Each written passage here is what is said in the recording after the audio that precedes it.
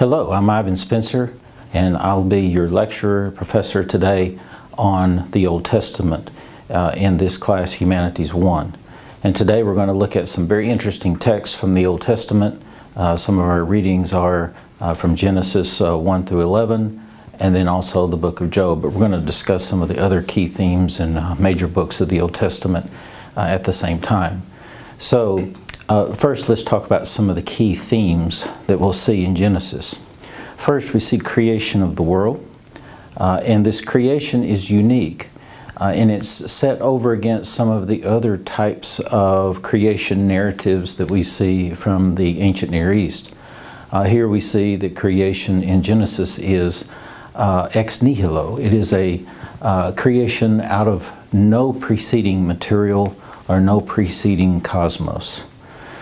So it is the creation of the cosmos, the earth, all life forms, and of course humanity. So we have the creation of Adam and Eve, and also this creation of Adam and Eve of humanity is unique because it is in the image of God, and we'll discuss some of the possible meanings of that phrase, including that mankind is created for fellowship with God. We'll see also God's original plan for humanity as caretakers of the earth.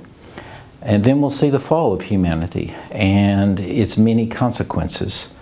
Then we'll see the redemption of humanity that is announced in something called the Proto-Evangelion.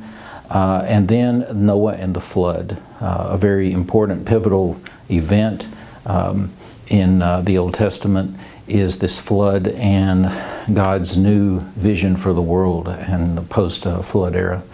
Then we'll see also in the very last chapters of our reading the Tower of Babel, the beginning of the nations and the dispersion of humanity around the world.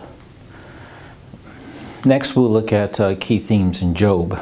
And so this is a very unique book. It comes from the wisdom literature of the Old Testament. And we will see that some of the main themes in Job, of course, are suffering. Job is famous for going through a great deal of suffering, but that contrary to Job's friends, there is no inevitable link between a person's sin and their personal suffering.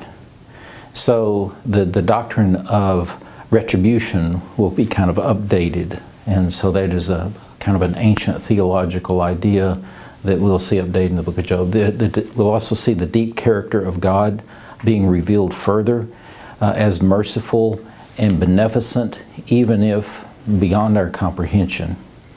We'll also see God's sovereign character in dealings with this world in terms of justice, wisdom, and grace. Our weaknesses are also very apparent as human beings in this book. We suffer, we go through evils that we may not comprehend, we don't understand why we're suffering, and we learn that we have a very limited knowledge, and Job is going to learn this as well. We also see the reality in this book of Satan and satanic power. There's some other purposes that the book seems to fulfill, some other main themes, and that's to comfort the people of God during their pilgrimage through this world, and to give hope for that journey, and to encourage people to trust God in seemingly meaningless suffering. So those are some of the main themes we'll see in the book of Job. Now, key people in the Old Testament, of course, Adam and Eve. They're the two first characters outside of God that we see in the Old Testament. Then Noah. Then moving on into some parts that we don't read for this class, Abraham and Sarah, then Joseph.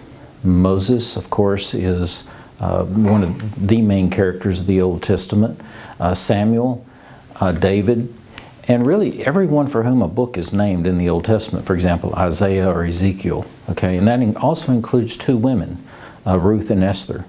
And then, of course, one of our readings today, the book of Job. So these are some of the key people in the Old Testament, but it is full of memorable characters.